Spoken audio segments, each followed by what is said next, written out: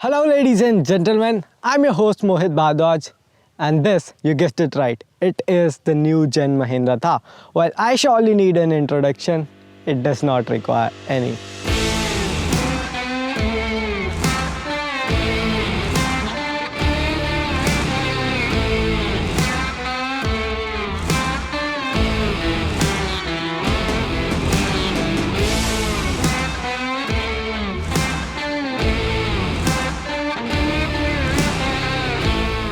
So today we're gonna be driving the new Gen Mahindra Thar. We'll have a look around it, we'll get inside and see how cool the new interior is and let you folks know about it. So keep watching this video review of the new Gen Mahindra Thar and let's begin. But before I do, you already know the exercise. आपने अभी तक अगर हमारे channel को subscribe नहीं किया है तो प्लीज़ सब्सक्राइब बटन दबा दीजिए, साथ ही में बेल आइकन भी दबा दीजिए ताकि आपको हमारे ऐसे इंटरेस्टिंग वीडियोस के नोटिफिकेशन सबसे पहले मिल सके।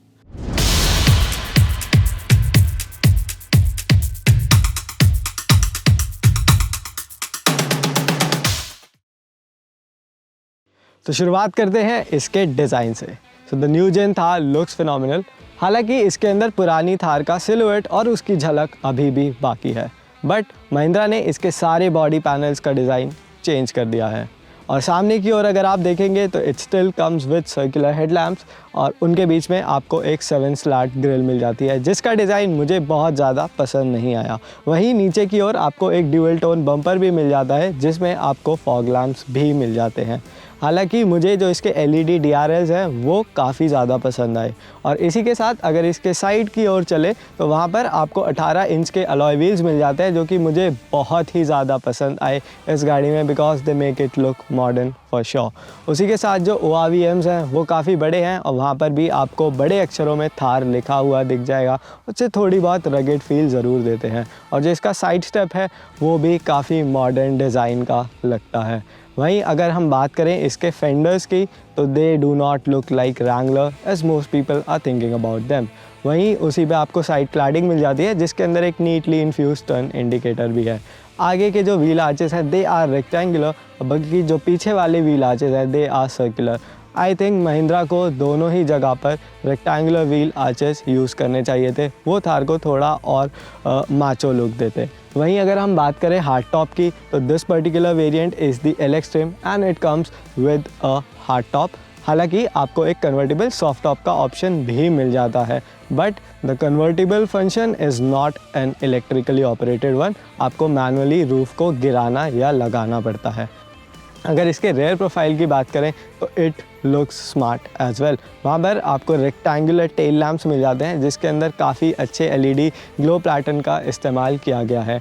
While the spare wheel is mounted on the tailgate, वो भी इसको काफ़ी जीप-इश लुक देता है।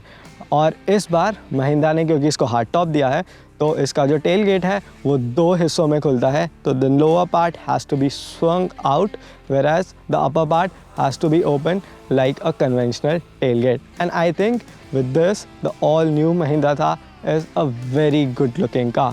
And now let's get inside and देखें कि इसके अंदर क्या changes दिए गए हैं।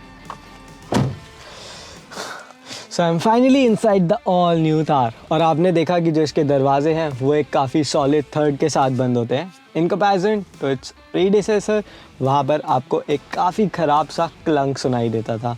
और अगर मैं इसके ओवरऑल डिज़ाइन की बात करूँ तो it has come a long way now. हालांकि अभी यूटिलिटेरियन तो नहीं दिखती है, but there still are some places जहाँ पर महिंद्रा थोड़ा सा बेटर कर सकता था। बट उससे पहले हम नज़र डालते हैं क्या ऐसे डिज़ाइन एस्पेक्ट्स हैं जो मुझे बहुत ज़्यादा पसंद आए इस इंटीरियर में। तो सबसे पहला है dashboard. It looks way too modern now in comparison to the older था। और जो इसकी सीटें हैं वो भी काफ़ी ज़्यादा कॉम्फी हैं और यहाँ पर अब आपको लंबा एडजस्ट का ऑप्शन भी मिल जाता है। वहीं अगर मैं स्पेस की बात करूँ तो आपको अच्छा खासा नी रूम और हेड रूम मिल जाता है आगे की सीटों पर, और शोल्डर रूम तो काफ़ी ज़्यादा है। वहीं अगर मैं बात करूँ स्टोरेज स्पेसेस की तो यहाँ पे आपको अच्छे खासे स्टोरेज स्पेस मिल जाता है। You can keep your phone at a dedicated rubberised panel over here. वहीं आपको 2 कप होल्डर्स मिल जाते हैं और जो डोर बिन्स हैं वो भी अच्छे खासे हैं। उसमें आप एक 2 लीटर की बॉटल भी आराम से फिट कर सकते हैं। अगर वहीं पुरानी थार की बात करी जाए तो वहाँ पर डोर बिन्स नहीं आते थे। उसी के साथ you do get a 7-inch infotainment unit which supports Android Auto and Apple CarPlay। Instrument cluster has analog dials जो कि मुझे ज़्यादा पसंद आए in comparison to the all digital units which are in the trend these days. अब अगर मैं बात करूँ वो चीज़ें जो मुझे बहुत ज़्यादा नहीं पसंद आई तो वो है पावर विंडो के कंट्रोल्स। महिंद्रा का कहना है कि ये जो डोर्स हैं इनको निकाला जा सकता है so that car can be driven without the doors, इसलिए उन्होंने पावर विंडो के कंट्रोल्स यहाँ सेंटर कंसोल में दिए। बट उन्होंने जो ORVM के कंट्रोल्स हैं, yes the ORVMs are electronically operated और उसके जो कंट्रोल्स हैं वो डोर पैड्स पर दिए हैं। Then I think power windows के कंट्रोल भी डोर पैड पर दिए जा सकते थे। और दूसरी चीज़ जो मुझे बहुत ज़्यादा नहीं पसंद आई वो है जो इसका MID है उसके controls, they are not there on the steering wheel. ना ही इंस्ट्रूमेंट क्लस्टर में से कोई स्टॉक बाहर निकल के आती है जिससे आप MID के ऑपरेट कर सकते हैं। इंस्टेड जो हेडलैम्प लेवलर स्विच है डैशबोर्ड में वहाँ पर आपको MID के कंट्रोल्स मिलते हैं जिन्हें रात में यूज़ करना थोड़ा सा मुश्किल हो जाता है। उसी के साथ जो इसका साउंड आउटपुट है वो मुझे थोड़ा सा फ्लॉड लगा क्योंकि जो आवाज़ का ज़्यादातर पार्ट है वो आपके सिर के पीछे से आता है and it takes a certain time for you to get use to that sound output. हालांकि जो इसका ऑडियो सिस्टम है उसका साउंड आउटपुट मुझे काफ़ी ज़्यादा पसंद आया। वहीं जो इस थार में एक रगेड अपील देने के लिए महिंद्रा ने काम किया है वो काफ़ी सहज तरीके से किया है क्योंकि जो डैशबोर्ड है वो बहुत ही ज़्यादा आपको ऐसे माचो वाइब्स देगा and the same goes for the door panels. जो प्लास्टिक है वो थोड़ी सी हार्ड ज़रूर है but it does not feel all that irritating as it use to be on the last gen model. और जो इसका ग्लव बॉक्स है वो कुछ ज़्यादा ही छोटा है which I think Mahindra could have given it a bigger one। But एक और चीज़ जो अभी बहुत अच्छी दिखाई देती है लेकिन लॉन्ग रन में थोड़े बहुत इश्यूज दे सकती है वो है इसका ओवरऑल डिज़ाइन, क्योंकि यहाँ पे काफ़ी ज़्यादा कट्स और क्रीजेस का इस्तेमाल किया गया है तो साफ़ रखना इस इंटीरियर को थोड़ा सा मुश्किल ज़रूर होने वाला है। But then this all black themed interior surely looks good. तो इसी के साथ अब हम चलते हैं पीछे की सीट पर और देखते हैं वहाँ कितना स्पेस है। इससे पहले कि मैं आपको ये बताऊं कि मुझे पीछे की सीट पर बैठ के कैसा महसूस हो रहा है, मैं आपको ये बता देता हूं कि थार की सेकंड रो की जो एक्सेस है वो आसान है, उतनी भी मुश्किल नहीं है जितनी दिखाई पड़ती है। हालांकि if you are any taller than से 5 फीट 10 इंचेस तो आपको थोड़े बहुत इश्यूज शायद फेस करने पड़ सकते हैं।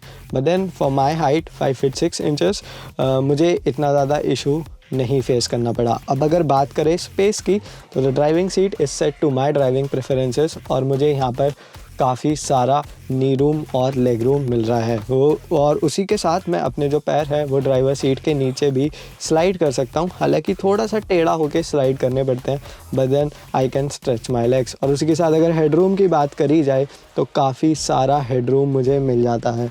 तो this seat has been design for 2 occupants तो आई डोंट थिंक कि शोल्डर रूम में भी कोई इशू आएगा।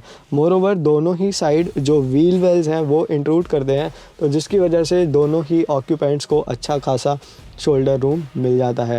And another good feature of this second row seat is कि आप इसको रिक्लाइन भी कर सकते हैं और आपको यहाँ पर एडजस्टेबल हेडरेस्ट भी मिल जाते हैं which again is a great safety feature. और यहाँ पर क्योंकि महिंद्रा थार में इनबिल्ट रोल किया जाता है आपको 3 पॉइंट सीट बेल्ट्स भी मिल जाती हैं for the second row occupants. And if you have a child with you आपको आइसोफिक्स पॉइंट्स भी मिल जाते हैं फॉर द चाइल्ड सीट। हालांकि यहाँ पर आपको चार्जिंग के लिए कोई USB पोर्ट नहीं मिलता है but in the front at the center console you get 2 USB ports and a 12 volt power socket जो कि मुझे लगता है sufficient है for 4 occupants in this rather small cabin। तो चलिए अब एक नज़र इसके बूट स्पेस पर भी डाल लेते हैं। तो चलिए फटाफट देख लेते हैं कि न्यू महिंद्रा थार में आपको कितना बूट स्पेस मिलता है। I don't think there's much to talk of। हालांकि आप जो ये सीट्स हैं इन्हें ऐसे नीचे गिरा सकते हैं तो आपका जो बूट स्पेस है वो थोड़ा सा बढ़ जाएगा but then the Thar will become a two seater not a four seater. So अगर देखा जाए बहुत ज़्यादा बूट स्पेस तो नहीं है but then if you are just to going around places there is a lot to store. तो इसी के साथ अब हम आगे ड्राइवर सीट पर चलते हैं और बात करते हैं कि कितना दम ये गाड़ी रखती है। So finally I am on the driving seat and let's get going.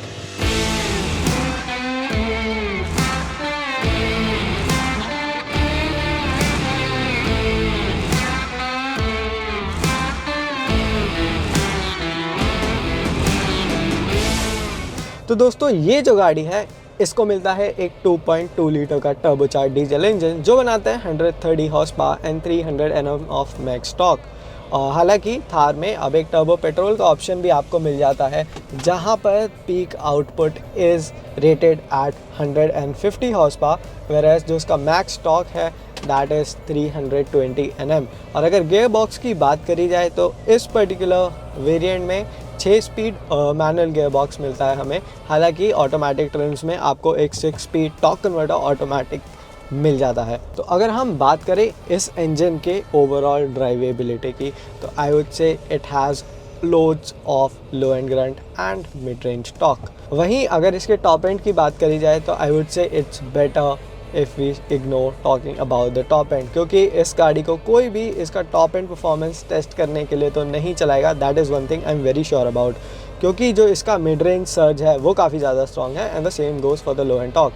और उसी के बाद अगर मैं क्रूजिंग की बात करूं, क्योंकि वो एक ऐसा एस्पेक्ट है जहां पर लोग सोचेंगे कि टॉप एंड की ज़रूरत पड़ेगी, तो जी नहीं, आपको बिल्कुल नहीं पड़ेगी, क्योंकि छठे गियर में ये गाड़ी 80 किलोमीटर प्रति घंटा की स्पीड पर क्रूज़ करती है सिर्फ 1500 RPM पर। वहीं 100 किलोमीटर प्रति घंटा की रफ्तार पर ये गाड़ी क्रूज़ करती है सिर्फ 2000 RPM पर। तो उस लिहाज से देखा जाए तो काफ़ी रिलैक्स्ड क्रूज़र इस गाड़ी को कहा जा सकता है।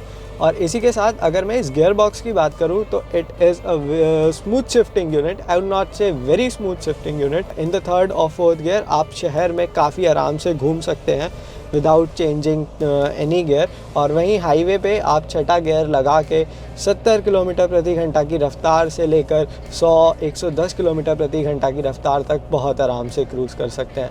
अगर NVH की बात करी जाए तो इस इंजन में नॉइज़ थोड़ा सा आपको ज़रूर दिखाई देगा, but then that is the diesel clatter. अगर आपका म्यूज़िक सिस्टम ऑन है तो वो बहुत ज़्यादा आपको सुनाई नहीं देगा। वहीं अगर हम वाइब्रेशन और हार्शनेस की बात करें तो इन पैमानों पर भी थार काफ़ी खरी उतरती है, क्योंकि महिंद्रा ने अच्छा खासा काम किया है ताकि ये एक वाइब फ्री अफेयर बन सके। उसी के बाद moving over to the suspension, तो इसमें आपको इंडिपेंडेंट फ्रंट सस्पेंशन मिल जाता है। हालांकि पीछे आपको एक रिजिड एक्सल मिलता है जो कि मेरी नज़र में काफ़ी सुपीरियर होता है एक इंडिपेंडेंट सस्पेंशन के मुकाबले जब आप ऑफ रोड पर जाते हैं तो। बट देन ऑन रोड जो इंडिपेंडेंट सस्पेंशन होता है वो काफ़ी ज़्यादा बेहतर साबित होता है in comparison to the rigid axle. तो महिंद्रा ने एक बहुत अच्छा कॉम्बिनेशन यूज़ किया है, rigid axle at the rear, independent front suspension. तो जिसकी वजह से आपको जब रोड में अंडुलेशंस महसूस होंगे या कोई पॉट होल आप एनकाउंटर करेंगे तो थार का एक बाल भी नहीं हिलता है, आई हैव टू से दिस।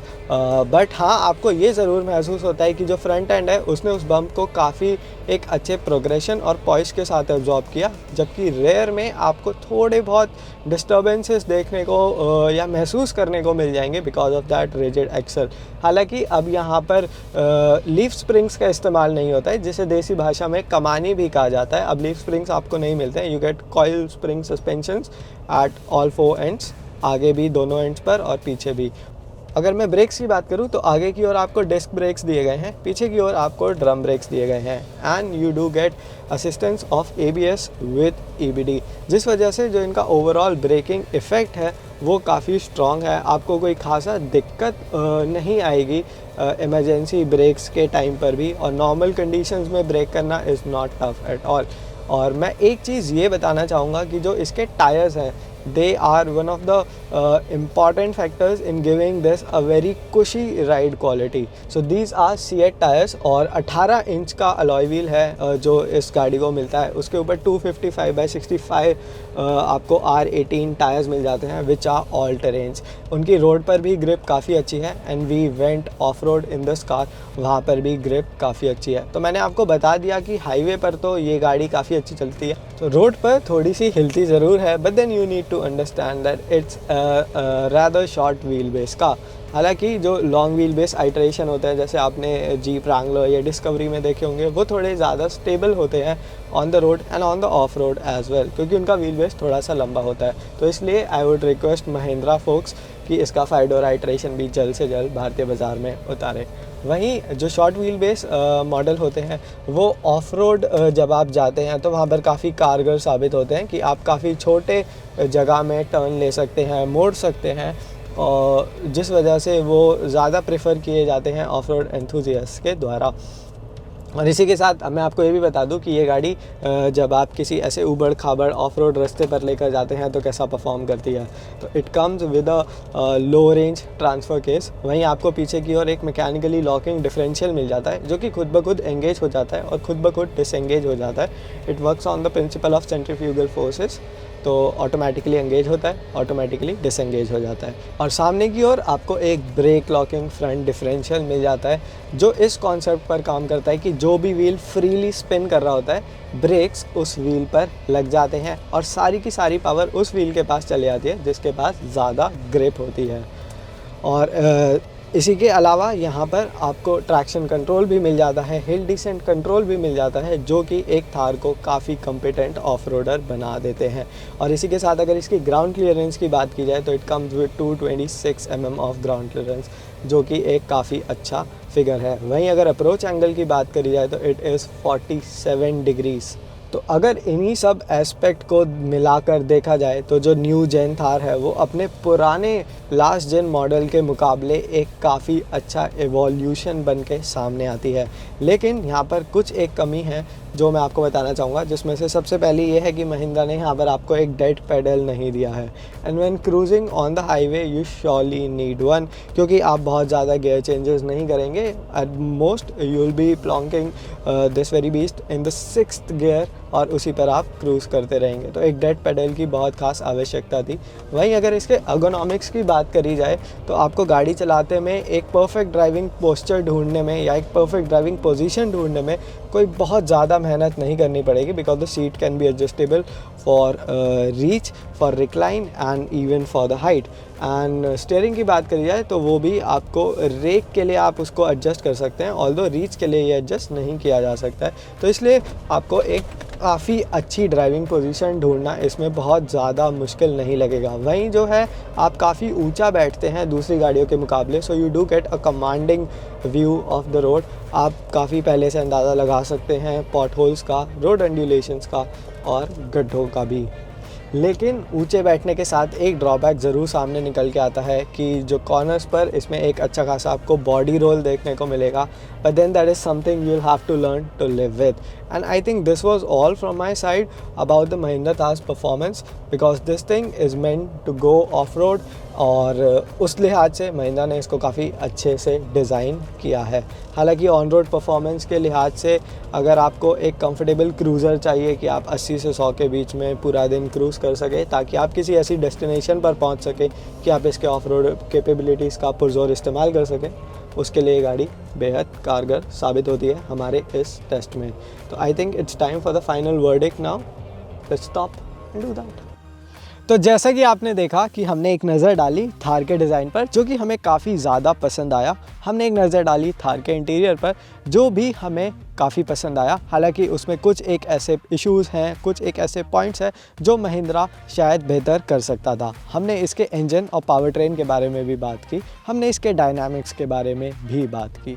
तो पूरा जो निचोड़ निकल कर आया इस टेस्ट का वो ये है कि जो ऑल न्यू महिंद्रा थार है वो एक काफ़ी दमदार प्रोडक्ट है। अगर हम इसे इसके लास्ट जेन मॉडल से कंपेयर करें तो जो नई थार है ये एक बहुत ही मॉडर्न और एक बहुत ही ज़्यादा केपेबल प्रोडक्ट निकल के आता है। But is it the best off roader that money can buy?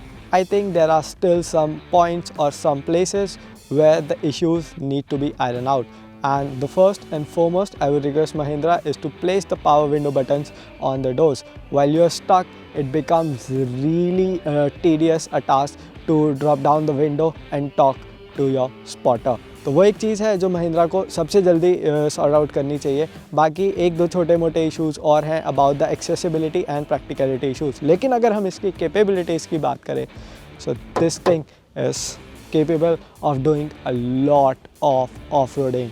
उतना ही नहीं, जो इसका 4L यानी कि जो लो रेंज ट्रांसफ़र केस है वो भी बहुत केपेबल है। And the best part is it comes with mechanically locking rear differential. तो आपको ये मैं कहूँगा सिरदर्दी लेने की ज़रूरत नहीं पड़ेगी कि आपको जो लॉकर है उसे एंगेज करना पड़ेगा और बाद में उसे डिसएंगेज भी करना पड़ेगा, क्योंकि ज़्यादातर जो नए लोग इस स्पोर्ट्स में आते हैं वो ये भूल जाते हैं कि उन्हें लॉकर को डिसएंगेज भी करना होता है। तो compiling all of my thoughts and the capabilities that new Mahindra Thar packs in, मैं ये बोल सकता हूँ कि जो महिंद्रा महिंद्रा की जीप के साथ जो लेगेसी है, जो पुराने मॉडल से MM550, MM540 and the last generation Thar, उन्होंने जो एक स्तंभ बनाया था बाज़ार में फर्दर ऑफ रोडिंग कैपेबिलिटीज़, ये मॉडल उसे कहीं ना कहीं और आगे लेकर जाता है। So I am your host Mohit Bhardwaj, taking a leave. But before that, if you haven't subscribed to our YouTube channel, do that already, और साथ ही साथ बेल आइकन भी दबा दीजिए ताकि आपको हमारे ऐसे इंटरेस्टिंग वीडियोस के नोटिफिकेशन सबसे पहले मिल सके।